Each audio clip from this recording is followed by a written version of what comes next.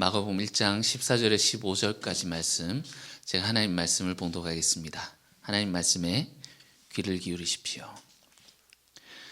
요한이 잡힌 후 예수께서 갈릴리에 오셔서 하나님의 복음을 전파하여 이르시되 때가 찼고 하나님의 나라가 가까이 왔으니 회개하고 복음을 믿으라 하시더라.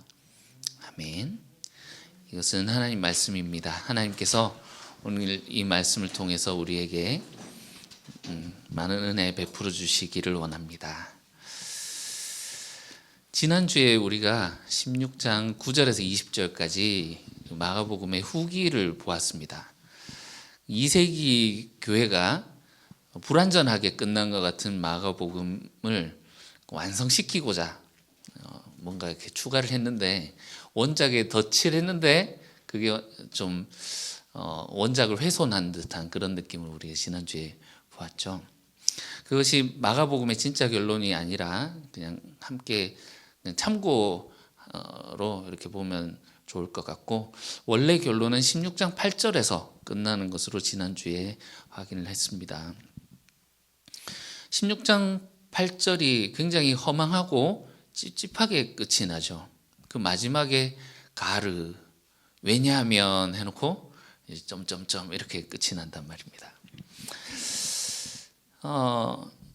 이 열린 결말로 끝나는 이유는 이제 뭐 여러 가지 많은 이유가 있겠지만, 어쨌든 이렇게 열린 결말로 끝을 내고, 하지만 우리에게 힌트를 주죠.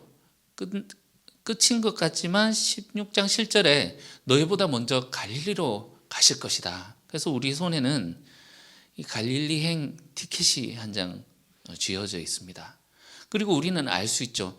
예수님의 길이 끝난 것이 아니구나. 이야기가 이렇게 끝나는 것이 아니구나. 이 갈릴리 티켓을 타고 가보니 이제 처음으로 오게 됩니다. 마치 도돌이표처럼. 이 갈릴리라는 곳은 예수님이 사역을 시작하신 곳이고 제자들을 처음 부르신 곳이고 그들에게 소명을 주시는 그런 장소죠. 우리가 이제 다시 읽을 때, 마가복음은 한번 읽을 때는 예수님의 시대의 이야기로 이렇게 읽히지만, 다시 처음으로 돌아가서 읽을 때는 부활하신 예수님이 그들과 함께 하신 이야기로 읽을 수 있고, 또 다시 돌아가 읽으면 이 가운데서 우리 제자들이 살아야 할, 우리 제자가 가야 할 길, 그것을 보여주고 있습니다.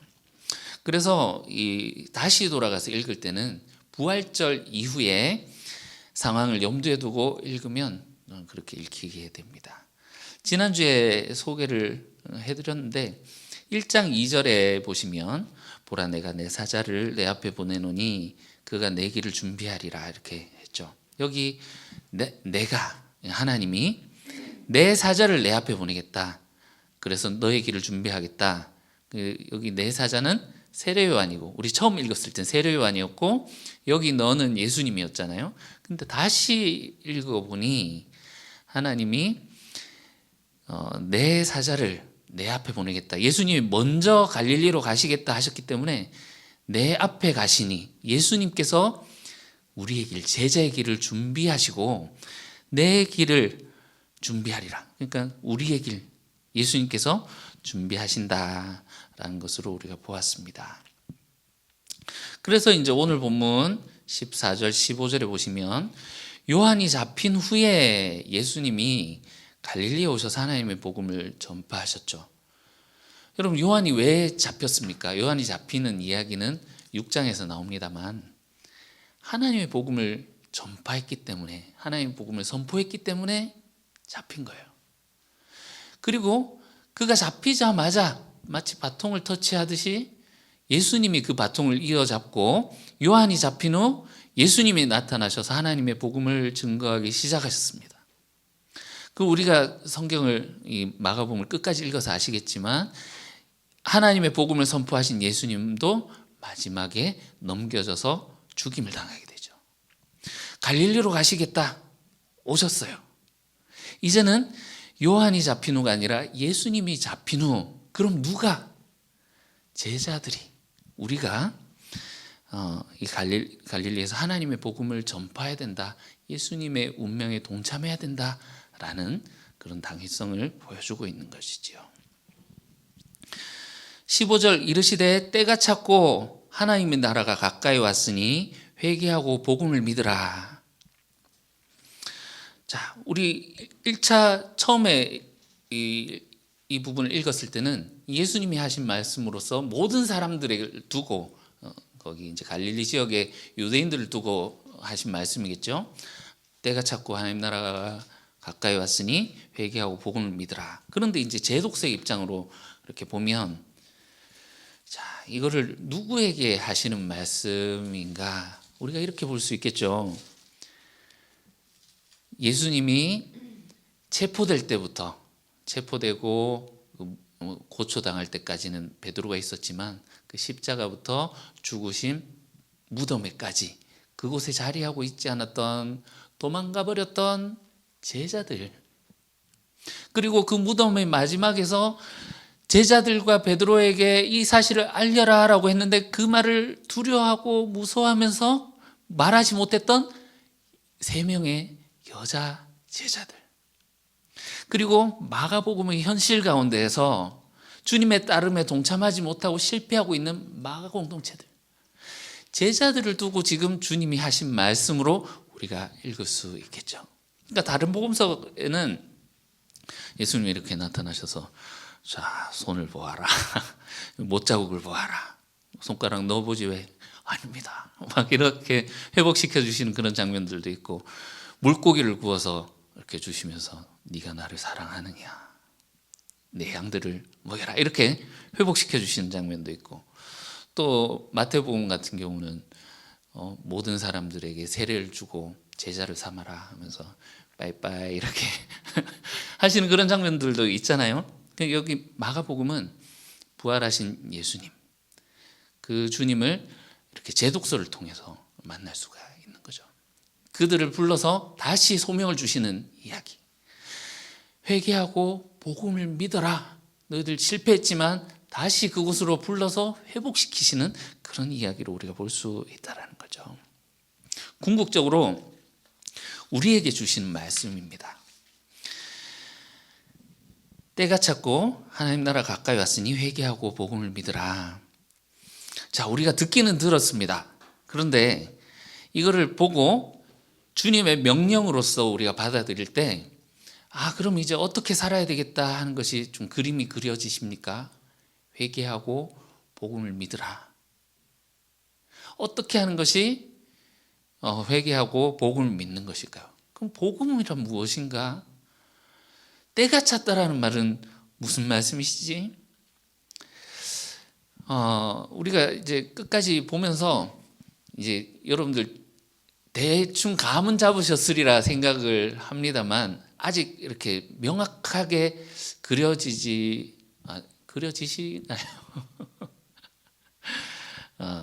예.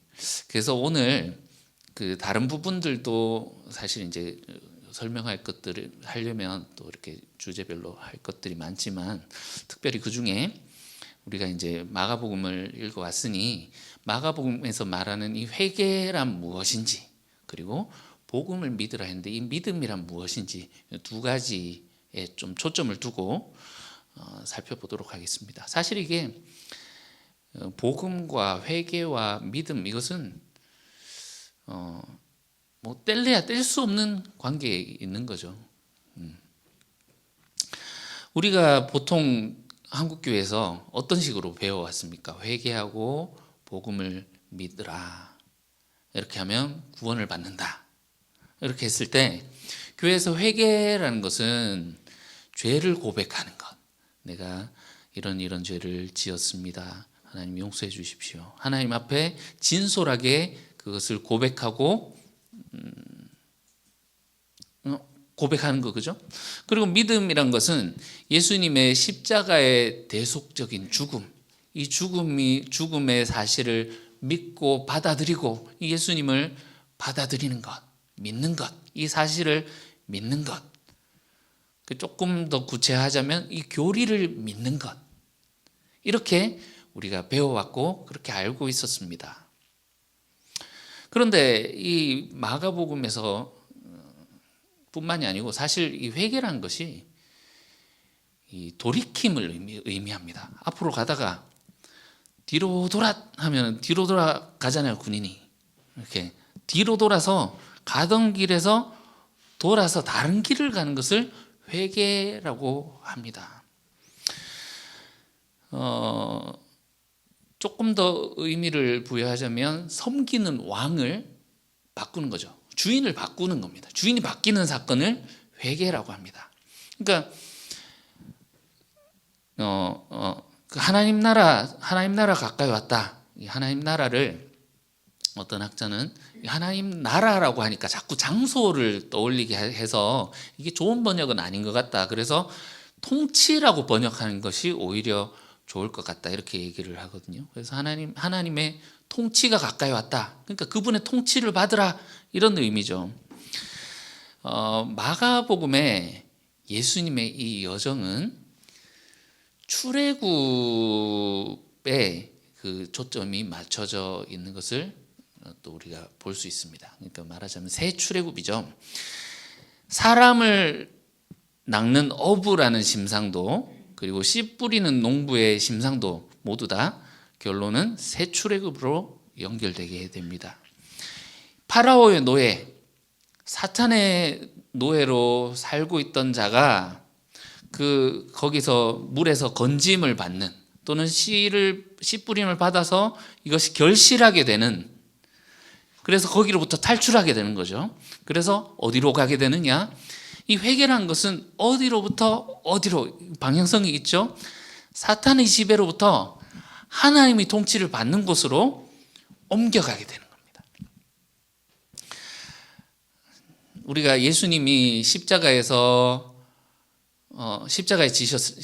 달리셨을 때 12시부터 3시까지, 그러니까 성경적인 시간으로는 6시부터 9시까지 3시간 동안 흑암이 임했습니다. 그때 설명을 드렸었는데 이것이 상징이라 그랬죠.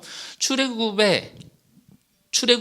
있기 전에 이집트에 내렸던 10가지 재앙 중에 9번째 재앙, 그 온 땅에 흑암이 3일 동안 임했던 것을 암시하는 것이지 않습니까? 그 땅에 흑암이 임했다라는 것은 이집트의 주 신이 라 신이죠. 태양신이란 말입니다. 그 태양신을 하나님께서 승리하셨다는 그런 상징으로서 보여주시는 겁니다. 그 출애굽은 이것이 그냥 단순히 애굽 땅으로 이집트로부터 탈출했다 이 이야기가 아니라 영적인 전쟁입니다. 이집트에 하나님의 백성을 사로잡고 있는 강한 자, 그 강한 자를 제압하고 하나님께서 그 세간을 강탈하는 그것이 바로 출애굽이다라는 것이죠. 자, 오늘 이제 1장 14절에 15절까지 읽으셨는데 1장 4절에서 5절 보시면 세례 요한이 광야에 이르러 죄사함을 받게 하는 회개의 세례를 전파하니 온 유대 지방과 예루살렘 사람들이 다 나아가 자기 죄를 자복하고 요단강에서 그에게 세례를 받더라. 광야의 세례를 전파하는데 광야로 온 유대 지방과 예루살렘에 있는 모든 사람이 거기로 나오더라. 출애굽을 보여주는 장면이지 않습니까? 자, 어디로부터 나오는지를 보십시오. 원래 출애굽은 이집트로부터 나오잖아요. 이집트로부터 애굽으로부터 나오는 건데 온 유대 지방과 예루살렘으로부터 나오더라. 예루살렘이 어떤 장소입니까?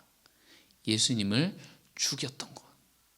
예수님이 거부하셨던 그 낮 동안만 거하시고 거기에 거하실 수 없었던, 예수님을 받아들이길 거부했던 성전이 있었던 곳. 예수님의 십자가가 성 밖으로, 결국은 그 성 밖으로 나가서 골고다에서 예수님이 결국은 예루살렘 밖으로 나가서 십자가에 지게 되시는데, 이 출애굽은 어디서부터 나오는 것이다? 예루살렘으로부터 나오는 것이다. 우리가 일단 눈으로 보시고요. 그래서 이 제독서의 관점으로 볼 때 사람들이 다 나왔는데 이 나온 사람들이, 그러니까 여기는 세례 요한이 세례를 베풀지만 제독서의 관점으로 볼 때 세례 요한이 말하죠. 나는 물로 세례를 주지만 내 뒤에 오시는 분은 나보다 훨씬 강하신 분인데 성령으로 세례를 주실 것이다. 그래서 예수님이 부활하신 후에 성령으로 세례를 주시고 사람들이 다 나아가서 나오는 그 새로운 이스라엘을 불러 모으시는 새 출애굽의 장면이다, 이렇게 볼 수 있겠습니다. 그런 의미에서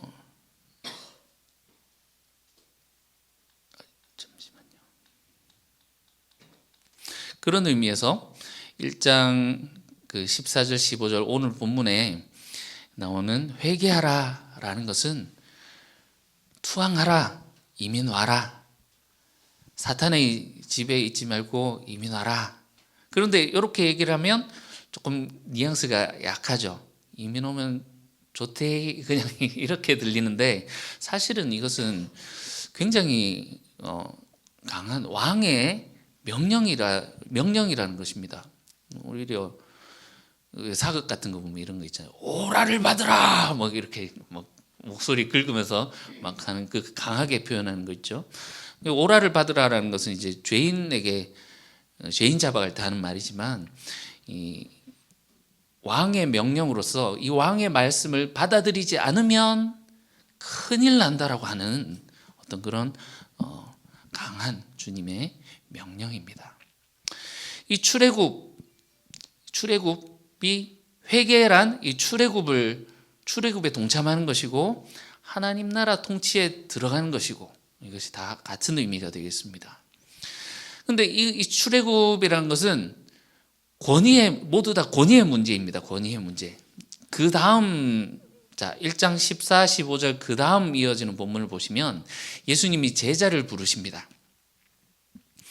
1차적으로 우리가 읽기에는 예수님이 제자를 향한 첫 부르심이죠. 그런데 다시 우리가 제독서를 통해서 보니까 회개하고 복음을 믿으라 하고 다시 실패해서 주저앉아 있는 제자들을 향해 나를 따라오라, 이렇게 다시 재소명을 주시는 그런 장면이란 말이죠. 예수님이 하나님 나라 선포자이심에도 불구하고 하나님을 믿어라 이렇게 하지 않으시고 나를 따라오라 이렇게 말씀하십니다. 예수님이 받으신 세례, 요 앞에서 예수님이 세례 요한에게 세례를 받지만 우리는 이 세례가 의미하는 것을 이미 한번 마가복음을 읽고 나니까 예수님이 받은 세례가 무엇인지 우리가 알겠죠. 바로 그 십자가 죽음이지 않습니까?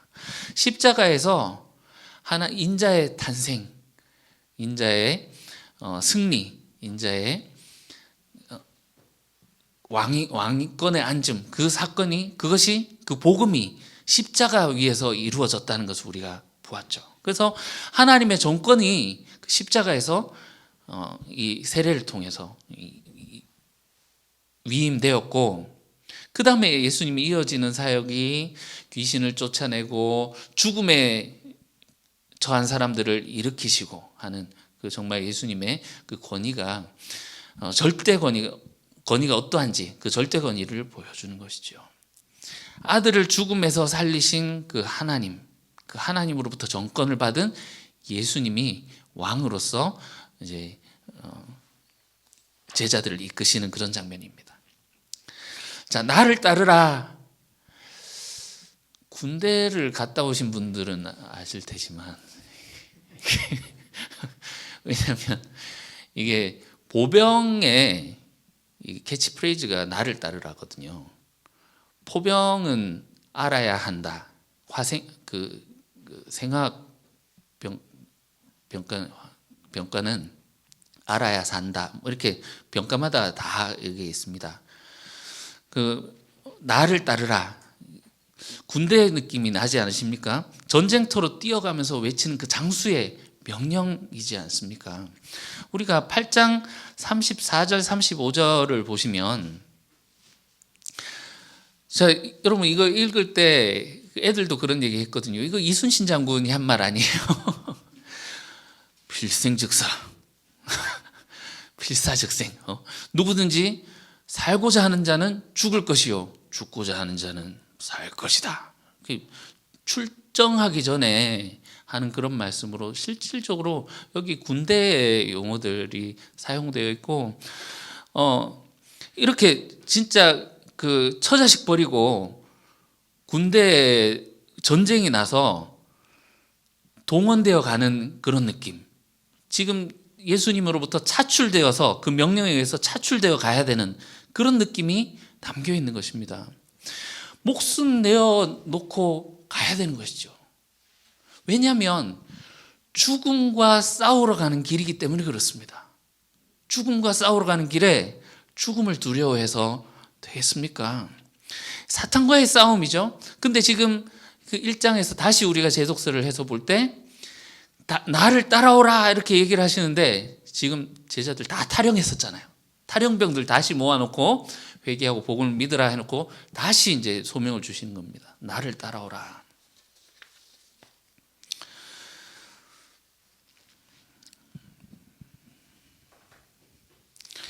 이렇게 영적인 전쟁을 수행하면서 예수님을 따라가는 것, 이 따름에 동참하는 것, 이것이 회개입니다. 회개. 그러면 우리 실상에서, 현실에서 예수님을 따른다라는 것, 그것은 어떤 의미가 있을까요? 우리 실질적인 적용점에서 우선적으로 우리가 오늘 살펴볼 것은 가르침의 문제로서 신학과의 싸움입니다. 신학과의 싸움. 자, 보시면 예수님이 나를 따르라 하셨죠. 그 다음에 이어지는 본문에 보시면 어디로 들어가십니까? 예수님이 갈릴리 가버나움의 21절 회당에 들어가시죠. 회당에 들어가시는 이야기로 시작하고 있죠.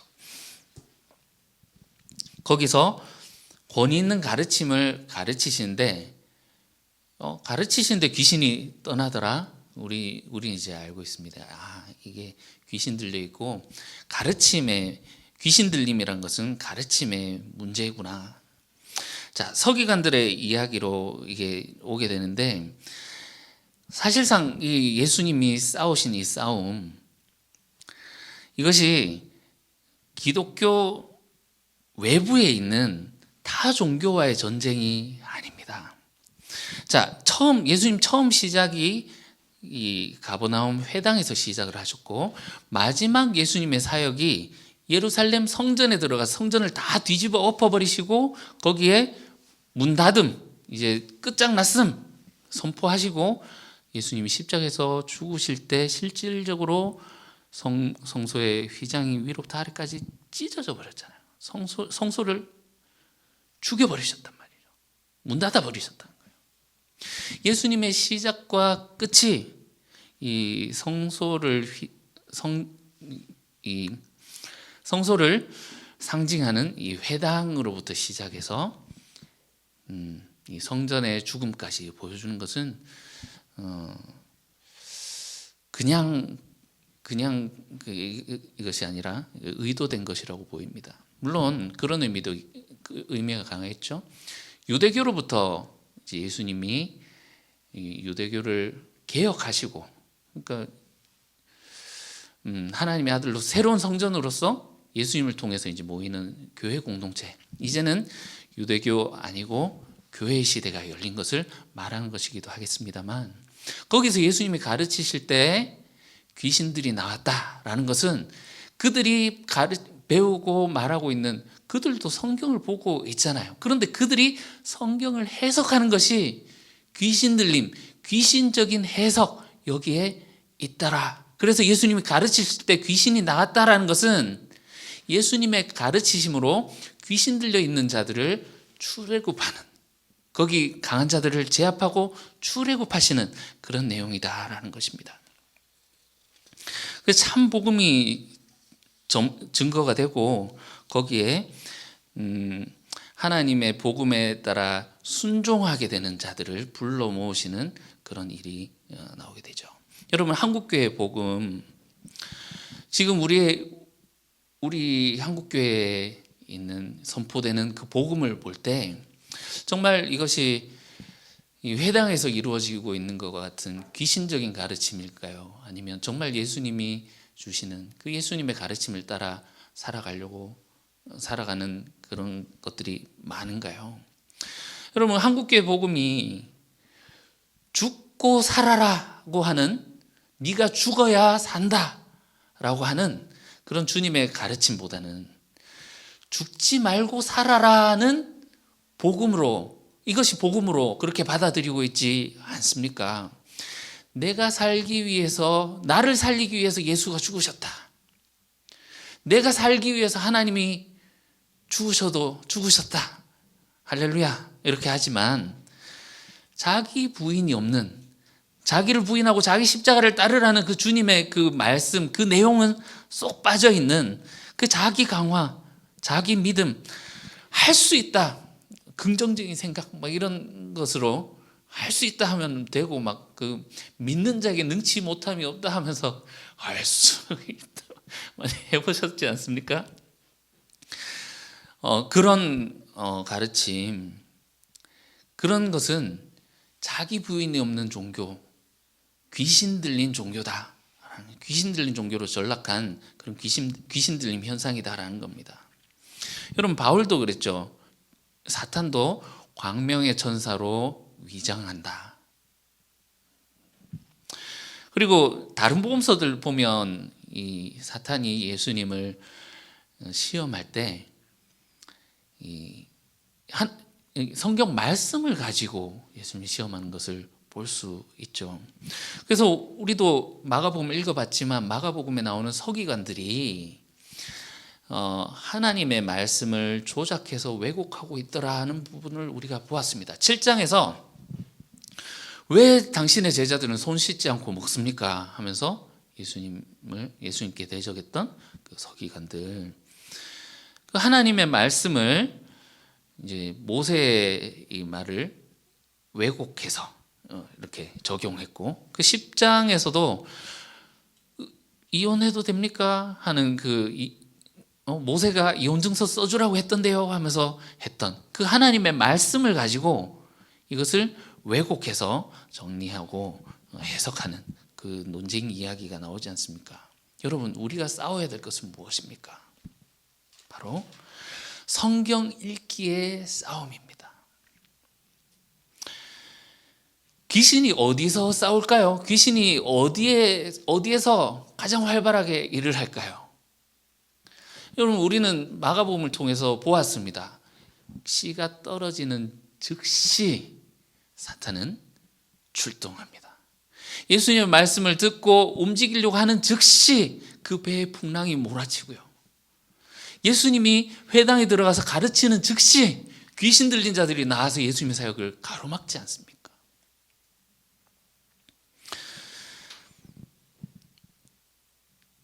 우리 오늘날 한국교회를 볼 때 껍데기는 그렇죠, 명분은 종교적이고 신앙적인 것처럼 보이지만 그 알맹이를 들여다보니 매우 마귀적이고 사탄적인 그런 신앙 양태를 가질 수밖에 없더라. 그럼 아까 출애굽이 어디로부터 나오는 것이라고 했죠? 예루살렘으로부터. 그 성전이 있는, 하나님을 섬긴다라고 하지만 그 알맹이가 썩어져서 실질적으로는 귀신 들려 있는 그곳으로부터 나와야 된다라는 그런 말씀입니다. 회당에 들어가셔서 예수님의 가르침으로 이 얼굴에 이제 화장을 탁 드러내니까 완전 이제 딴 얼굴이 나오는 것처럼 그 생얼굴을 드러내니까 회당에 들어가서 가르치시니까 뭐가 나왔더라? 막 귀신의 얼굴이 나왔더라는 겁니다.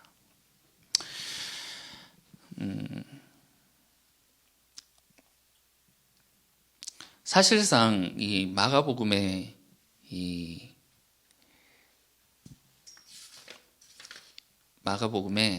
메시지들은 전부 다 역설적이고 전폭적인 것입니다. 우리 이제 한번 보실 텐데, 자, 4장 35절 한번 보실까요? 자, 4장에서 씨 뿌린 비유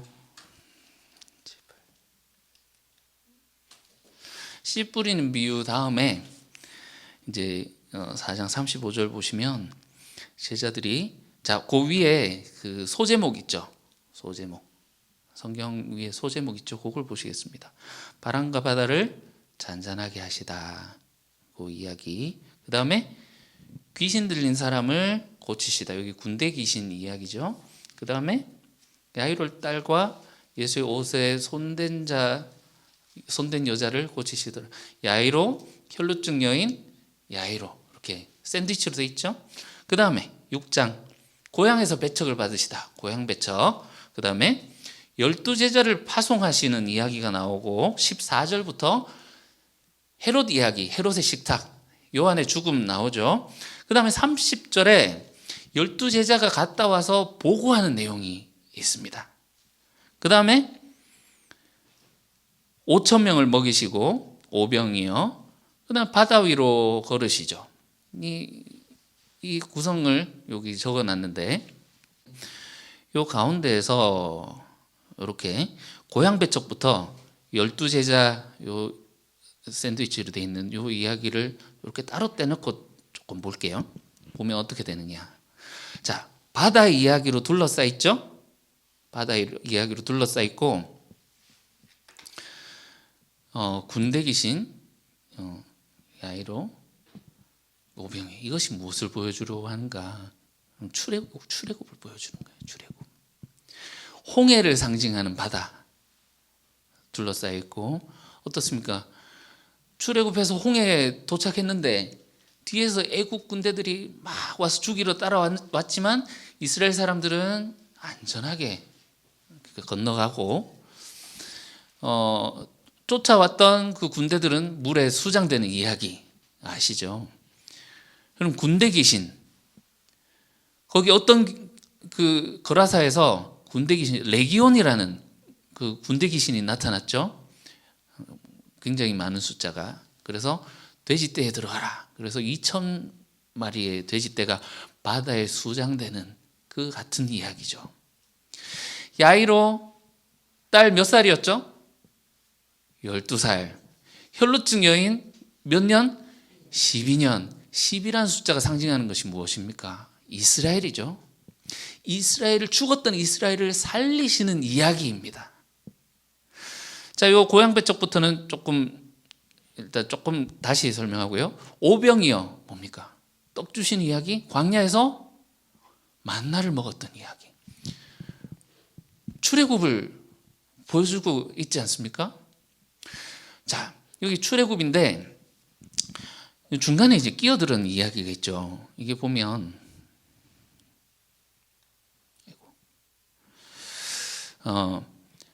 이 헤롯의 식탁은 오병이어 예수님의 식탁과 이제 대조되는 것이기도 하죠. 그래서 이렇게 있기도 하지만 고향 배척에서 중요한 부분이 있습니다. 6장 5절을 보시면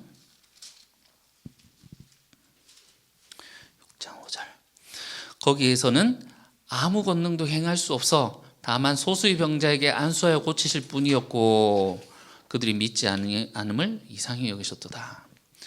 그러면 고향이 상징하는 것이 이스라엘, 크게 보면 이스라엘을 상징하는 거죠. 예루살렘. 거기서 예수님이 죽으셨을 때 어떻게 죽으셨습니까? 이적을 아무것도 행하지 못하시고 그냥 십자가에서 무기력하게 무능하게 그렇게 죽으셨죠. 그거에 대한 상징이라면 자, 헤롯의 이야기가 12제자를 파송하고 보고하는 이야기로 쌓여져 있습니다. 여기서는 제자들이 성공을 하는데 성공하는 이야기 가운데 왜 헤롯의 이야기, 세례 요한의 죽음 이야기가 여기 있을까요? 예수님이 진짜 그들을 보내셔서 원하시는 것은 세례 요한처럼 죽어라, 죽음의 길을 가라. 세례 요한에 갔던 이 길은, 세례 요한이 보여준 길은 예수님이 보여주신 길이고 결국은 제자가 가야 할 길이고 십자가에서 보세요. 고향 배척 여기서 예수님의 십자가 상징하는 예수님이 앞서 가시고 제자들이 따라가야 되는 그 십자가의 길, 그것을 보여주고 있는데 이것이 새 출애굽의 그 관점에서 볼 때 이 예루살렘에서 그리고 사탄의 지배로부터 벗어날 수 있는 방법은 뭐다? 죽음밖에 없다. 십자가의 죽음밖에 없다라는 겁니다. 여러분, 마가복음의 이야기가 전복적이고 역설적이다라고 말씀을 드렸는데, 앞에서 볼 때는 예수님이 막 능력 있게 귀신을 쫓아내고 막 귀신이 소리 지르고 나가고 하는 것 같지만, 그래서 강한 자를 쫓아내겠다라고 하셨지만 나중에 어떻게 됩니까? 오히려 그 강한 자로부터 제압당하고 그 귀신이 소리쳤던 것처럼 예수님이 소리 지르고 그렇게 죽어가신단 말이죠. 역설입니다. 여러분, 우리가 믿고 있는 하나님은 어떤 하나님입니까? 여러분, 우리가 어떻게 배워왔습니까? 능력이 하나님, 강하신 하나님 이렇게 배워왔지 않습니까? 그러나 마가복음이 우리에게 보여주고자 하는 하나님은 전혀 우리가 상상하지 못한 방식으로 예수님이 죽임을 당함으로 죽음을 죽이시는 그런 방식으로. 여러분, 헤롯의 이야기에서 거기 모든 사람들이 귀신 들려 있었지 않았습니까? 특히 그 헤로디아 그 악한 여자의 말을 듣고 조종당하는 이 헤롯, 말씀을 들었을 때는 잠시 기쁨으로 있었지만 금세 말라버리고 마는. 거기 제정신 사람이 아무도 없었죠. 단 한 사람, 거기서 출애굽한 사람이 있었는데 그가 바로 세례 요한입니다. 어떤 방식으로요? 죽음으로요. 이것이 보여주는 것이 무엇입니까? 여러분, 회개란 예수님의 출애굽에 동참하는 것이고, 그것은 죽음을 의미합니다. 이것을 조금 더 우리의 삶으로 적용을 해보자면 자기 부인이겠죠. 자기 부인. 자기를 부인하고 나를 따라오라. 예수님의 능력이, 우리는 보통 예수님의 능력하면 표적이나 이적 막 이런 것에 있을 것이라고 생각을 합니다. 그러니까 앞에서 보았던 그런 표적과 이적들을 보면서 그 기대를 하죠. 그런데 우리가 십자가까지, 마가복음 끝까지 가보니 뒤로 가면 갈수록 이적이 없어지고 전혀 아무것도 행할 수 없는 너무나도 무력한 예수님을 보게 되었죠. 이적을 기다리고 조롱하는 사람들 앞에서도. 여기서 강조를 하는 게 무엇입니까? 거기서 우리가 보았던 것은 이런 이적이 하나님의 능력이 아니라 이 모든 것을 예수님의 말씀으로, 예수님이 주도하고 계시더라는 것을 우리가 또 거기서 보았습니다. 성전에 들어갈 때부터 나가기 준비하는 것도 모두 예수님의 뜻대로 되었고요. 그 예수님을 죽이려고 했던 사람들이 계획하고 하는 것처럼 보였지만 때가 되었을 때, 예수님의 때대로, 예수님이 원하시는 그때에, 그들이 원치 않는 방식으로 그렇게 예수님, 하나님의 뜻이 진행되고 있더라. 예수님이 모든 주도권을 가지고 계시고 예수님의 말씀대로 되어지더라.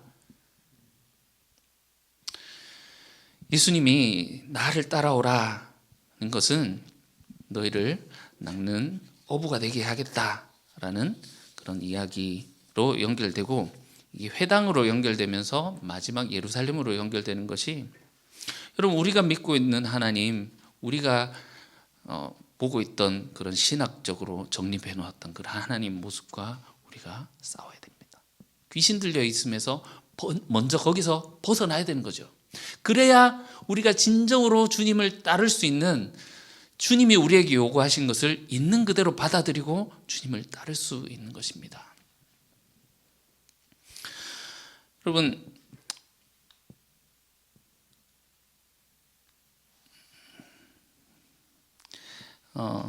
마무리를 할 텐데요. 10장 28절에 보시면 베드로가 이제 부자가 이제 가고 나서 부자가 근심하며 돌아갔죠. 따라오라는 말씀에 이렇게 근심하며 돌아갔습니다. 그러니까 이 낙타가 바늘기로 들어가는 것이 부자가 천국에 들어가는 하나님 나라에 들어가는 것보다 쉬울 거다 이렇게 얘기를 하니까 그때 이 베드로가 이런 얘기를 하죠. 보소서 우리는 모든 것을 다 버리고 주님을 따랐습니다. 실제로 베드로와 제자들이 다 버린 거 맞죠? 그물도 버리고 배도 버리고 아버지도 버리고 품꾼도 버리고 다 버리고 따랐지만 한 가지 버리지 못한 것이 있었는데 자기 부인이 안 된 거죠. 다 버리긴 했는데 자기가 살아남아 있으니 마지막에 죽음의 장소에서 자기를 부인하지 못하고 예수님을 부인하고 도망쳐 나온 것이지 않습니까? 10장 32절 예루살렘으로 올라가는 길에 예수께서 그들이 앞서 가시는데 이렇게 말하고 있습니다. 그들이 놀라고 다른 자들은 두려워하더라. 자, 보세요. 우리 마지막에 가보니까 예수님이 먼저 앞서서 어디로 간다고 하셨죠? 갈릴리로 간다고 하셨어요.